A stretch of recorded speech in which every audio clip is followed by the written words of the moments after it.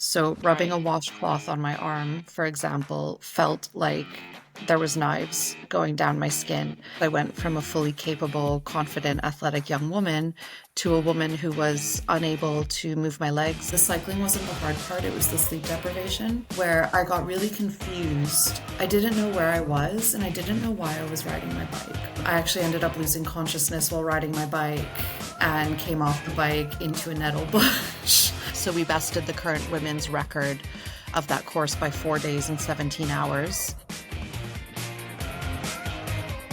Hi, everyone, and welcome to the Toughest Finish Line podcast with me, Jen Doan. I am so excited to introduce to you an incredibly inspiring lady who has just cycled from John O'Groats to Land's End and back again. She's covered a distance of 2,700 kilometres and climbed 18,000 metres of elevation in 5 days, 11 hours, and 14 minutes. Welcome to the podcast, Dr. Sarah Ruggins. Sarah, thank you so much for joining us. It's a pleasure to be here. Thank you. And you didn't just finish the ride, did you? You absolutely smashed some Guinness World Records. Are you happy to kind of share what you achieved on that ride? Yeah, I'd be delighted to. So as part of the, we're calling it Jog la Jog, so John O'Groats to Land's End, back to John O'Groats. As part of the Jog la Jog challenge, my team and I really set out to push my boundaries and push the limits of myself as an athlete, mentally and physically. But as a result of that objective, we achieved the record for women. So we bested the current women's record of that course by 4 days and 17 hours. Wow. And delighted to say we also bested the overall record, which is a men's record held by James McDonald since Yeah. 2017. And we bested that time by 6 hours and 40 minutes. So it was an Which is incredible result. It's huge. You kind of well and truly smashed it, which is absolutely amazing. Huge congratulations. Has it sunk in yet that you've done it? Because it was only a few weeks ago, wasn't it? Yeah, we're about 3 weeks post event. So it's starting to sink in now. It still feels unreal to me because during the event, I had no idea that this was really attracting any attention. I was busy Yeah. riding my bike. And so it wasn't until after the event that my team showed me, the attention that I got. And they said, we actually crashed the dot watching site because of the interactions with it. So it feels like a dream. It's incredibly humbling. hmm But I'm just really grateful that, we set out we achieved what we set out to do, and that the crew is really also being recognized for their hard efforts because this would not have been possible without them.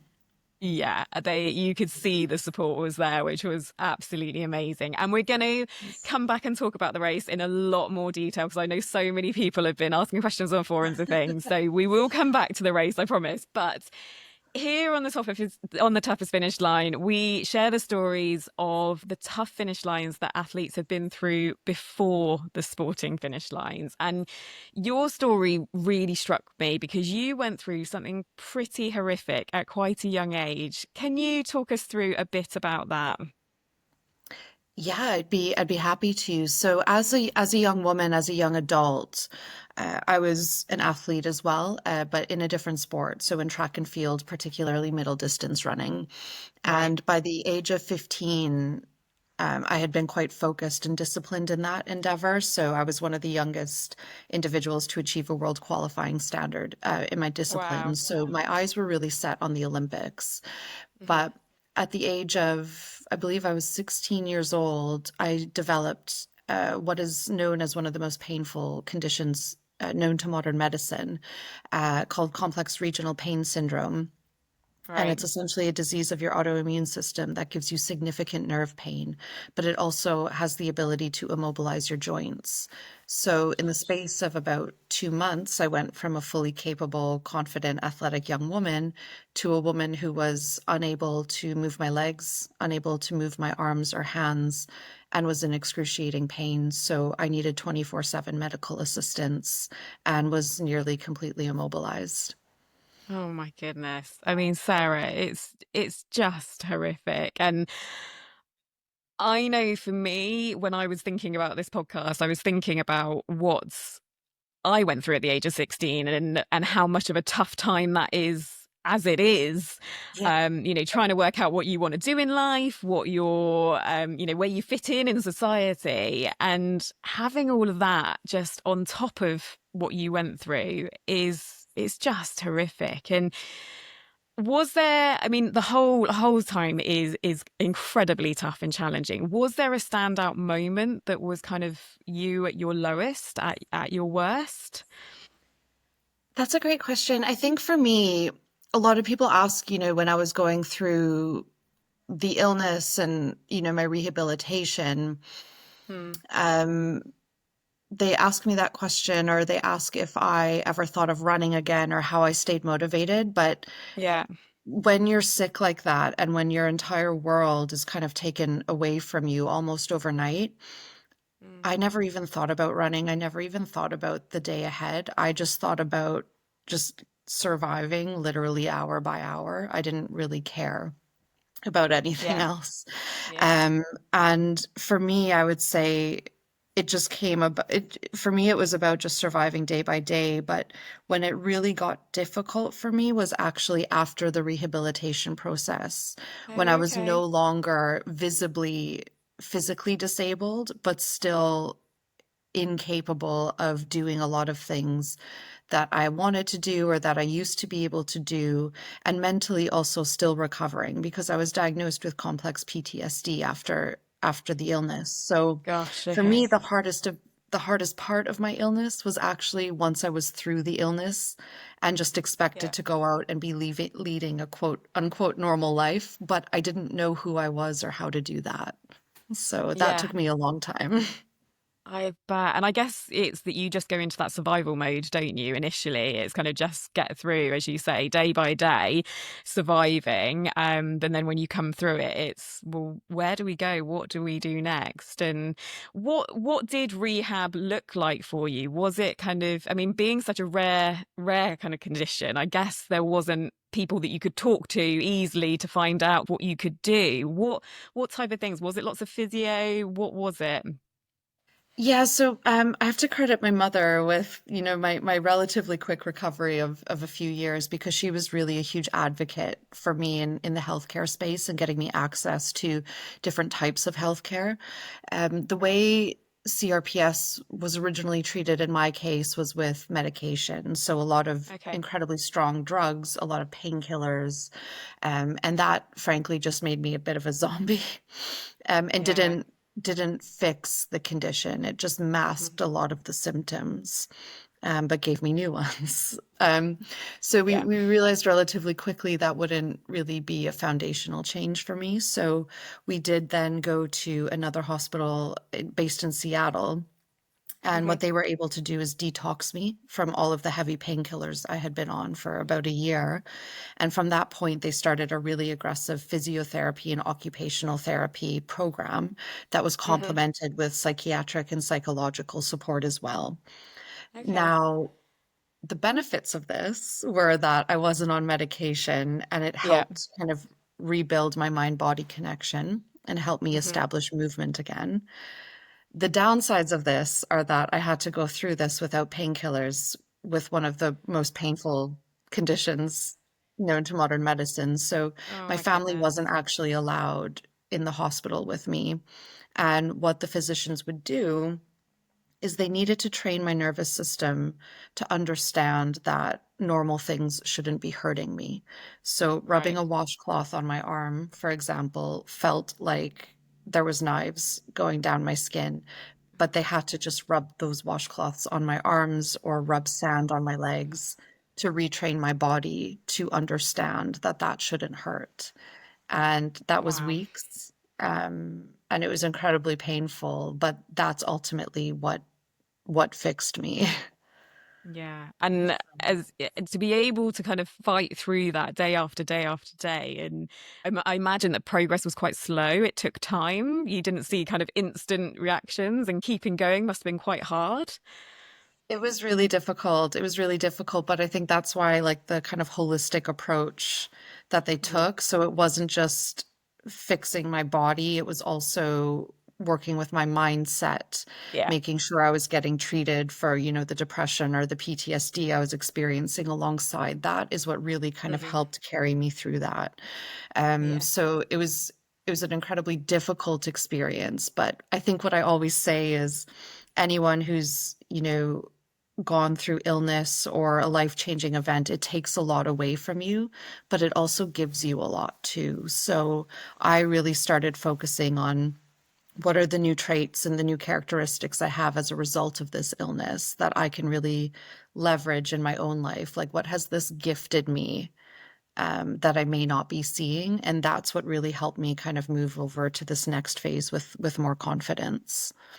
Which is just amazing because it just shows the power that you can hit rock bottom, but actually with the right support and feeling like you again, you can make that progress and you can achieve those incredible things. Yeah, I was just saying it's, we talk about this path to healing and this return to normalcy like it's a clean timeline and it's, a simple one-step process, but it wasn't. It took me about 10 years and it was Yeah. incredibly difficult to learn to trust my body again, not to hurt Yeah. me, and find a way to kind of confront the life I thought I was going to lead as a young woman with the life I ended up with. Yeah. And that took me, as I said, about 10 years to really gain peace with what I've lost and get the confidence to move forward and try to find out who I was after this experience. Yeah. And it's the resilience and the experiences that you go through, whilst at the time it's so traumatic, and I can only imagine how it was feeling. But actually, I think some of those elements you absolutely have taken into your endurance sports, and it's possibly kind of helped you, and that's inspiring so many people. So which is exactly what the toughest finish line is all about. It's about how we can use kind of those sometimes horrific, awful stories like what you've been through and turn it into something that can inspire others, which is amazing. So going on then, you started getting back into fitness, and you mentioned track was your and athletics was your kind of your baby, wasn't it? Did you try and get back into that straight away after you were feeling a bit more like you again? Where did you go? Yeah, so I would say probably after I was able to progress and no longer have the use of assisted devices like walking sticks or wheelchairs, I was out living my life, just not necessarily an athletic one, for about 8 to 10 years. And it was around that time I had just finished my doctorate and I had started running again. And I realized I still had a natural inclination to it. It came easy to me, and running always felt as easy as breathing air to me. And it was really an incredible kind of point in my life where I felt the confidence to go out and try it again. And my 5K runs built up to 10Ks, built up to 100Ks, and then I was out, running quite extreme distances. And I realized I was covering this mileage quite quickly. So I actually started looking at the lay jog world record for running, Right, going to okay. John O'Groats. So I put in a bid to try to take that record 2 years ago in 2023. But unfortunately, as a result of my illness, I have brittle bones. And so, I broke my ankle twice. I broke my pelvis. I got 3 stress fractures in my femur a few months before the run was to begin. So I had to call it off because my body just wasn't strong enough. And alongside that, I had, I think, 4 abdominal surgeries, just as, a side effect of the illness and some of the ongoing healthcare concerns. So unfortunately, my ambitions to kind of rediscover running and my Yeah. identity through running were once again kind of curtailed by my physical limitations. But that's when I went out and bought a bike because I had been hearing great things that, bike is, non-impact. Yeah. And I was like, well, honestly, this sounds kind of lame. I'm a runner, but whatever, I'll buy a bike and see. And so that's kind of where this journey started 2.5 years ago. Which is just amazing. It just shows that, you might have a plan, you might have one step about where you're going, But even if that plan doesn't work out, you can divert and do something completely different. And it massively can change your life, can't it? So not to get too knocked down if you are struggling with doing the path that you've chosen. So what I hadn't realized is you actually did a big endurance race before the Land's End to John O'Groats Challenge, didn't you? Do you want to talk us through a little bit about that? Yeah, so after I received the fractures in my femur and I had to call off the run, I was going through a really difficult time because it kind of brought all these feelings of failure kind of flooding back to me. It's like, oh, I lost my athletic career. I had a go at, trying to get a running world record, and that was taken away from me.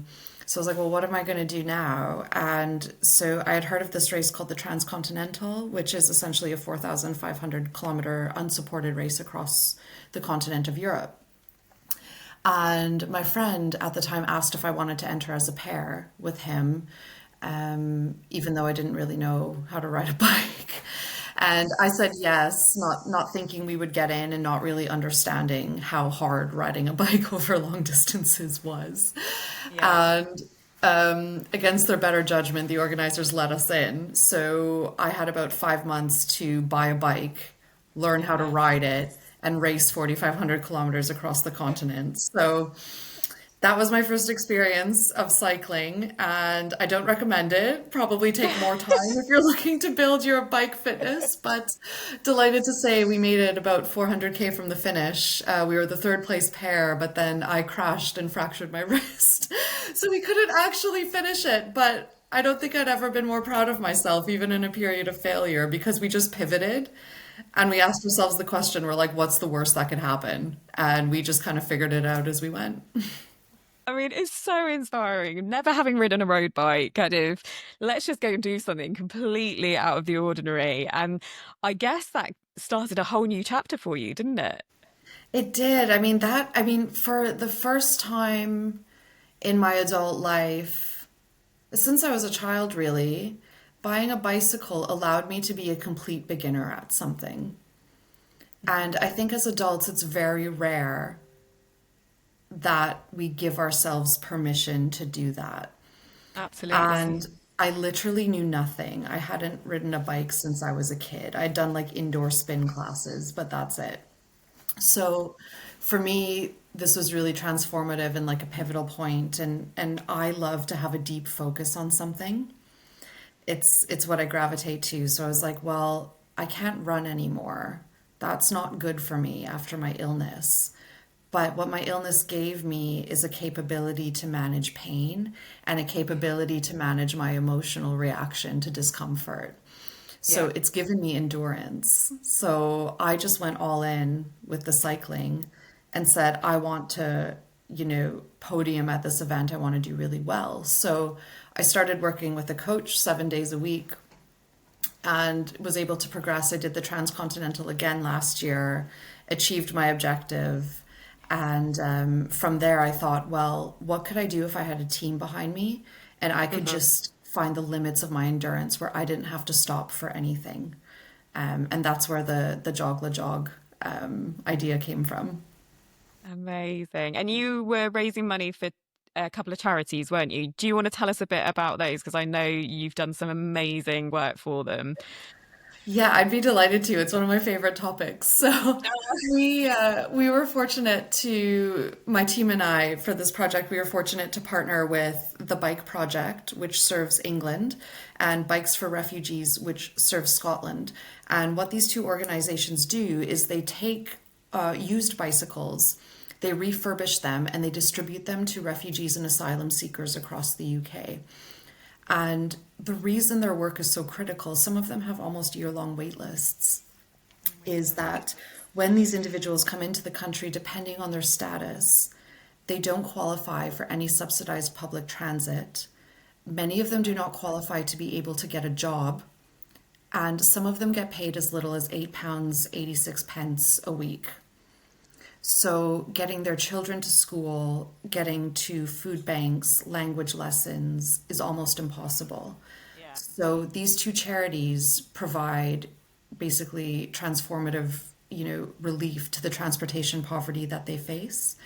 And they also introduce them to communities of cyclists across the country that show them there's a lot of people here waiting to celebrate their arrival and help them integrate into their communities.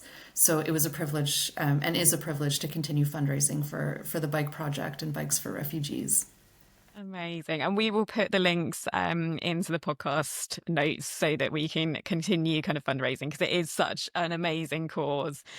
So let's go to the mammoth ride that you've just done.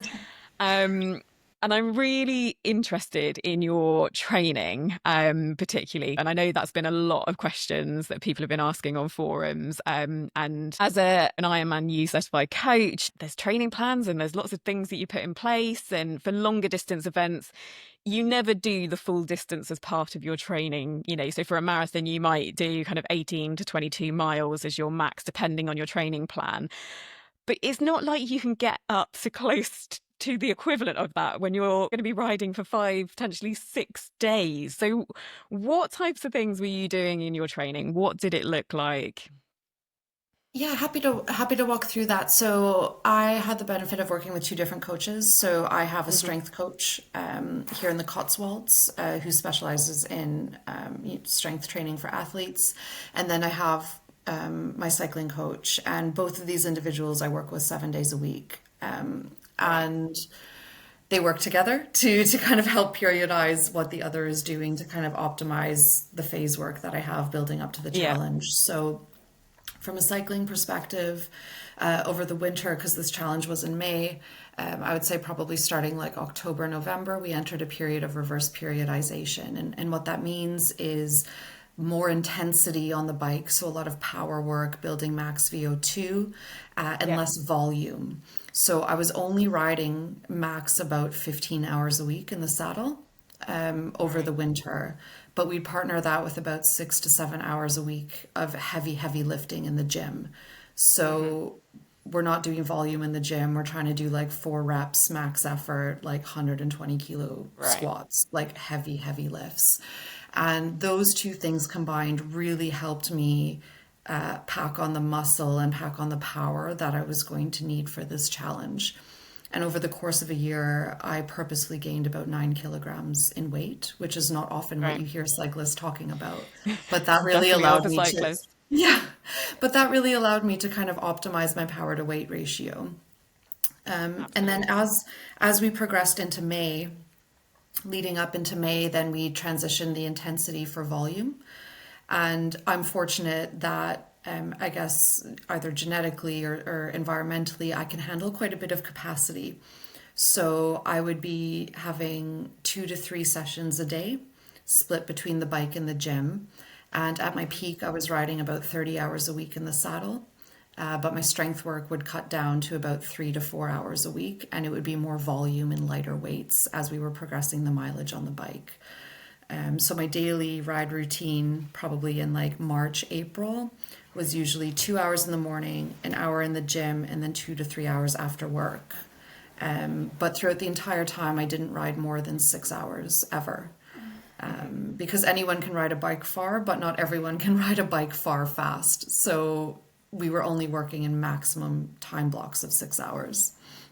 That's really interesting to know, and it's that complement of the strength training with the cycling, which I guess massively helped you, particularly up those hills across the UK, which I imagine were pretty punchy at We're times. pretty spicy. Yeah, yeah. And I think the thing that I've learned the most over my training is if you want to progress yourself as a cyclist and a long distance cyclist, is a lot of people think you need to ride more. You don't. Yeah. Like anyone can go out and ride hundreds of kilometers. That doesn't make you better. What's going to No. make you better is hitting your shorter intervals and doing really quality rides and then recovering and then doing that consistently instead of a few really long rides every week. That's the biggest Yeah. lesson I learned, anyways. Amazing. And I'm sure lots of people have got their notepads out and are scribbling your tips down now, Sarah. It's so interesting, it kind of how you cope and how you train for such a big event is fascinating. And So on the forums, there's been a few statistics that have come out that I've read. So I just wanted to do a bit of a true and false with you, if that's okay. Okay. So is it right that you ate more than 300 precision chews, 6 to 8 Mars bars a day, and had a calorie intake of 11,000 calories per day? Yeah, so we estimate I had about 300 precision and hydration chews. There came a point when that was really the only thing I could eat. Right. So those were a foundation of my diet, unfortunately. I was eating, I wouldn't be surprised if I had upwards of 10 Mars bars some days Wow. when I was particularly struggling. They're really palatable, really high Hmm. calorie, and really high carbs, so they were perfect. So yeah, I'd be eating lots of those. And then yeah, a minimum of 11,000 calories a day is what we were looking for. We started with real foods, but by the end Yeah. of day two, it was predominantly carb-based chews and liquid fuels, so like Huel, Hmm. supplemented with carb drink mix, and really, really heavy porridges. Right. And I guess that's the tricky thing as well, isn't it? Of, you can't necessarily train. We always say train with your nutrition and things, but when you don't know how your body is going to react, do you, when you're doing such a long distance? So I imagine that nutrition plans kind of went out the window a little bit. I mean, we had our nutrition plan and it was pretty, we had prepared for it because I had the experience with transcontinental. Hmm. However, of course, you're not pushing your body to the same limit in No. transcontinental. So this was actually the first time I introduced carb products. I don't usually train with them. Okay. Because I don't often do supported events. But I was really fortunate. I worked with the Precision team, and they actually have a ton of information on their website as well about like my carb intake and how to Hmm. train my gut to kind of manage that level of carbs. I was going for about 100 grams an hour, if not more, in certain Wow. areas. So we knew on one hand what it would look like and how it Hmm. would feel. But then on the other hand, we were surprised by how quickly I kind of lost the ability to eat Yeah. whole foods. So thank God for Huel coming in and supporting us because I think I must have been having about 10 of their shakes a day. Wow. Yeah. And yeah, and definitely the Precision, their website, they've got some amazing tools and planners that can help with the nutrition planning. So I definitely recommend going and checking that out for sure. The other one that I read was that you had about 7 to 8 hours of sleep over the 5.5 days, and that was in the form of 1.5 hour naps and 5 minutes eyes closed rests. Is that right? Unfortunately, that is true. Yes. I mean, how do you cope with the lack of sleep? I was definitely one of those dot watchers online, and I was following your posts that your amazing team they supported you so well and were clearly so invested. And I know that there was one time that is it right that they actually pulled you off the bike and it forced you to sleep? Was it the mix of you wanting to kind of just keep going and power through? Did they have to stop you and get that sleep in? So in these events, the athlete can be self-directed and be making decisions for usually about the first 48 hours. And then Right. after that, it is you become a puppet and your team is telling you when to eat, when to drink, when to rest, Hmm. and when to sleep. So those decisions were no longer in my control from about day Right. two, day three. And doing a crude event allows you to really push the limits of what's safe. Yeah. And so the crew had decided, alongside my coach, that we would start with hour-and-a-half naps every 24-hour period, which was great. So we did that for the first night, the second night. The third night, we just did a few cat naps. But by the fourth night, and this is probably the post you're referring to, I actually ended up losing consciousness while riding my bike and Yeah. came off the bike into a nettle bush. Oh my goodness. Yeah, so at that point they had to put me down for a nap.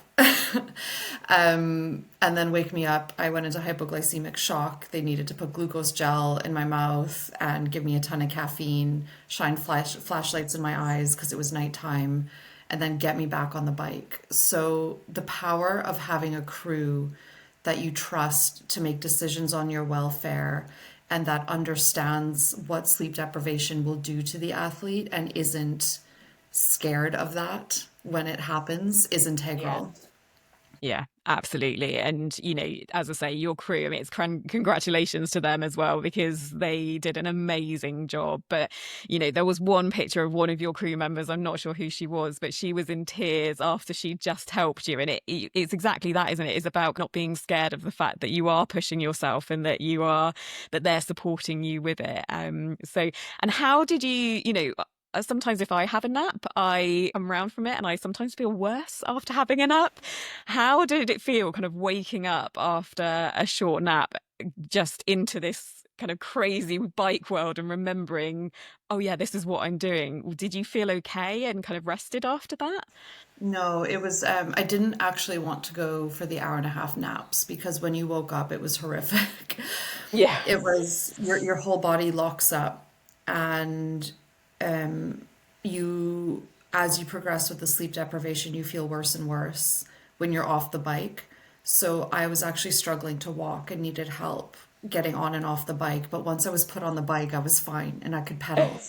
But it was doing everything else. And by the last night, every time I would try to go to sleep, my body actually went into shock. So I started shaking. Wow. So my crew had to keep waking me up. So yeah, can confirm that the longer sleeps were horrible waking up from them. But that's why near the end I would do 5 minutes eyes closed because then you don't go into REM sleep and it's not a Right. deep sleep, Okay. so it's actually a lot easier to come out of that and Yeah. keep going and keep your eyes open for a bit longer. Wow. It's Yeah. just incredible. And yeah. Amazing. And the final one was, is it right that you didn't listen to music at all or any podcasts or anything? You just were in your mind and had your team in your ear. Was that right? Yeah, so when I started I had some music playing and there were some times the crew would put me back on the bike and they'd put some music in my headphones and then I would almost instantly turn it off. And which is wild because I always train with music or podcasts, but I think when I was in the event, my nervous system was just so fried and I was also just so focused on my process and like my meditation on that process that I didn't need music and I didn't need the distraction. I was just in the most beautiful flow state that I could have ever imagined. So while I had my earbuds in my ears the whole time, that was for crew comms. But there's actually a funny joke in our crew now because I kept unplugging my headphones because I wanted silence. But they thought my headphones weren't working, so they kept buying me new sets of headphones. And I didn't have the heart to tell them till after the event that I actually just didn't want to hear from them for a few hours. But I love that. Well, yeah, at least you've got some spare headphones now for future I events. have so many headphones now.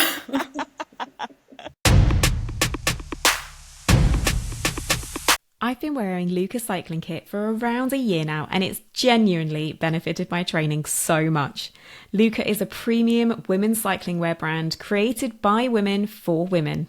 Born from the frustration of ill-fitting gear and the outdated shrink it and pink it approach, Luca is here to set a new standard. For performance, for design, and for women, their pieces are made to move with you. Crafted in Portugal from high-performance Italian fabrics, tested by a community of female cyclists, and worn by GB athletes like Sian Rainsley. It's more than cycling wear. It's a movement towards empowerment, confidence, and redefining what women's sportswear should be. I've personally found Luca kit to be unbelievably comfortable, and particularly on those longer rides. But also, it looks amazing and is super functional. It really does motivate me to get out on my bike. As a listener of this podcast, you can use my code ToughestFinishLine to get a little something off your first order at rideluca.com. So, was there a time on that race that was the toughest period? And did you let yourself think that it wasn't possible to get to the finish line? Um, it's hard to say. I guess consciously I would say no because at no point did I really complain or say this is awful or I don't want to do this.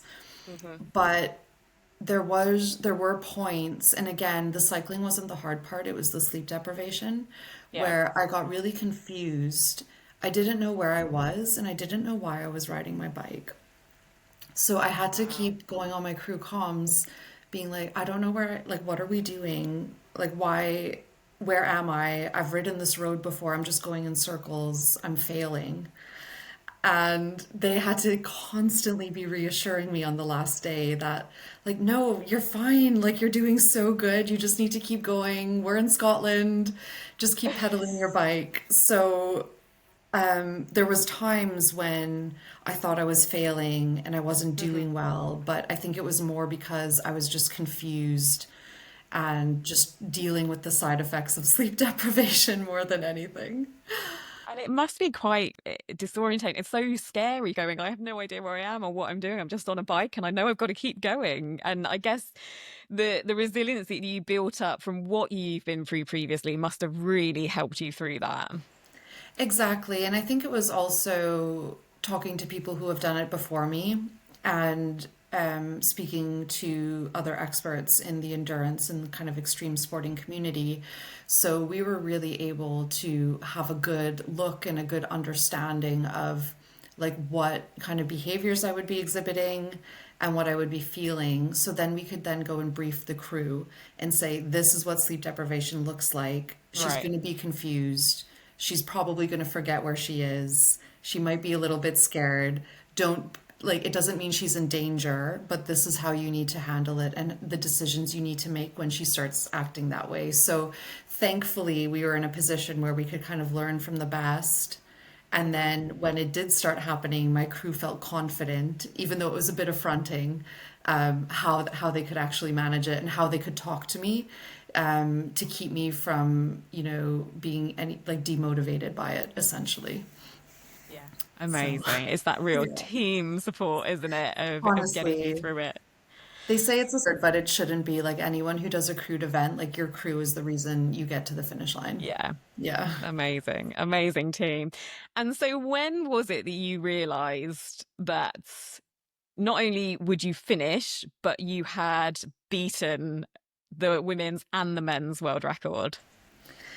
I didn't really realize it until after I was done. So the way I train, I'm not really motivated, and my objective wasn't to get the record. My objective was to find my limits. And Mhm. so I made a decision with my coach and with my crew that we weren't going to look where we were versus the record Right. at all until the last day, because my job was to manage my process, which was my power, my heart rate, cadence, and the road 10 meters ahead. If it wasn't one of those four things, it did not enter into my vocabulary. Right. So I didn't know where I was versus the record. I was riding within my capabilities. And our philosophy really was the less distractions you have, the better. The record's a distraction. If you're riding strong within your capabilities, it'll be within reach by the last day. So there's no point in worrying about it until the last day. So my crew looked at it, and the last day they told me I was doing well, but by that point, the lights were on, Jen, but no one was home. So I was like, I just need to finish. I don't want to be riding my bike anymore. And then it Yeah. wasn't until after I crossed the finish line they told me by how much I had broken the existing overall record. That I was actually quite shocked, and I thought they were joking when they told me. But Oh my goodness. And how did it feel crossing that finish line? It must be such a mix of emotions. yeah, so I had my partner who was also my crew chief, Ryan. I had him catch me at the finish line because I couldn't get off the bike by myself.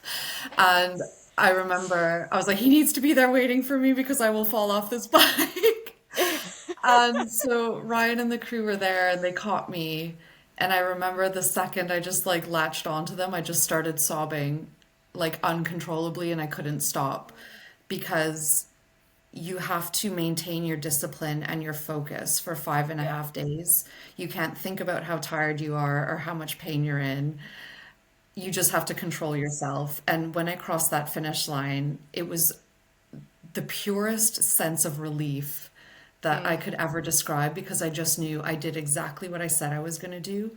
It was harder than I could have ever imagined, but it's over now and we did it. And so I think all of us were just sobbing for about 5 Oh. minutes. It was something I don't think I'll ever experience again.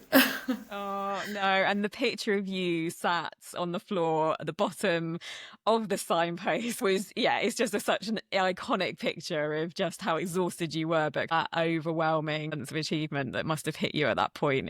It's amazing, and a huge congratulations again. And so how have we, we're 3 weeks now, how has your body been since you finished? How has recovery been?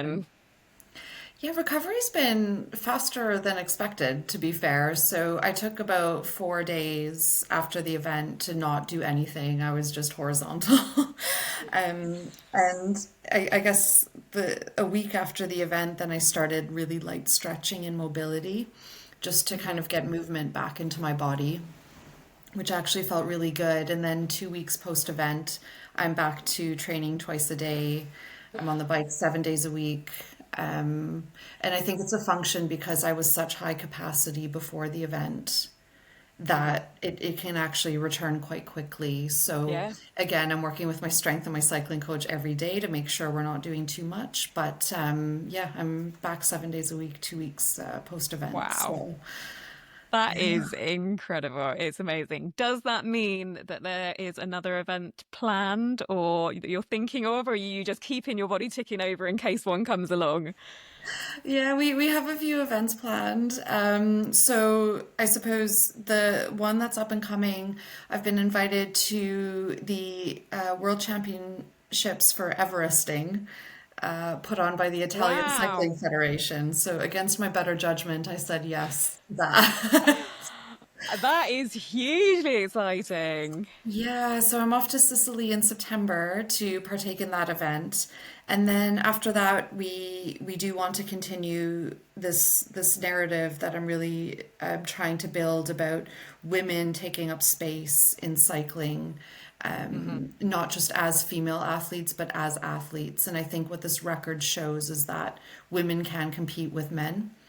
And we're hoping to take this narrative forward with another record attempt next year. And we'll be in a position to kind of announce that probably near the end of this year, maybe alongside when the documentary is released. That is so exciting. And yeah, please do keep pushing women in sport because yeah, the numbers are low, but it has such a huge impact on people's lives. So it's an amazing cause. So coming to a close then, Sarah, is there key advice that you would give somebody who might be going through a similar toughest finish line like you went through when you were younger? It may not be the exact same condition, but something similar. What advice would you give them? A concept that's really helped me is the concept of aggressive patience. Because when we're going through challenges, we see where we are and then we see where we want to be, and they are on different planets. And that can be incredibly demotivating. And for me, that made me want to give up because I was like, well, I'm never going to get back to where I was. So I just became depressed and I didn't care about anything.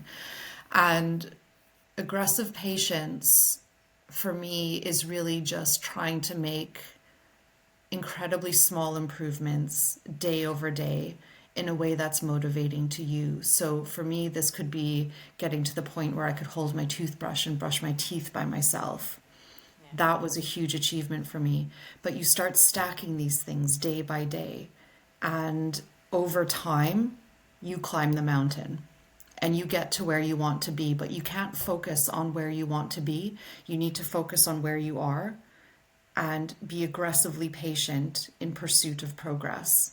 But the way to stay motivated during that is by having very small wins day over day that you can say that you achieved, and that narrative builds. So be patient with yourself. Know that progress comes, but it just takes time. Thank you so much for that, Sarah, because I think actually, regardless of where anybody is in their life, that is such valuable tips and insights there. So thank you for that. So here on the toughest finish line, we are going to finish every episode with something called a fitness frustration, which I know a lot of people have their little bugbears, their frustrations that they go through when they are working out, whatever fitness they're doing. So is there anything, Sarah, that is a frustration frustration for you with fitness? And we will post this on our socials, see if anybody else can relate and anybody else has any tips. What is your fitness frustration? I have so many, Jen, but I think my biggest fitness frustration is layering. So people who do endurance sports spend hours outdoors. And in the spring and in the fall, just trying to find the right layers. I never get it right. I always bring the wrong layers or too many layers or not enough. So if anyone has figured it out, please share your secrets because it's taken me years and I'm still not there. Yeah, definitely. And I think, we're filming this in the UK. The UK weather is an absolute beast for kind of battling with layering and things. So I can definitely resonate with that. So yeah, we will put it out on our forum, see if anybody has the magic answer to that. But Sarah, thank you so, so much for joining us on the podcast today. Thank you for being so open and a huge congratulations again. What you have achieved is so inspiring and I know will inspire so many people with challenges that they might be going through. So thank you so much. I wish you all the best with challenges in the future and maybe you can come back on the podcast and share your next toughest finish line with us. I'd be delighted to. Thank you, Jen. You've been listening to the Toughest Finish Line podcast with me, Jen Doan. We'll be back in a couple of weeks, so don't forget to like, rate, and follow us on socials to receive our next episode. Remember, no matter how tough the finish line, if your reason for doing something is strong enough, you can achieve anything. Thanks for listening.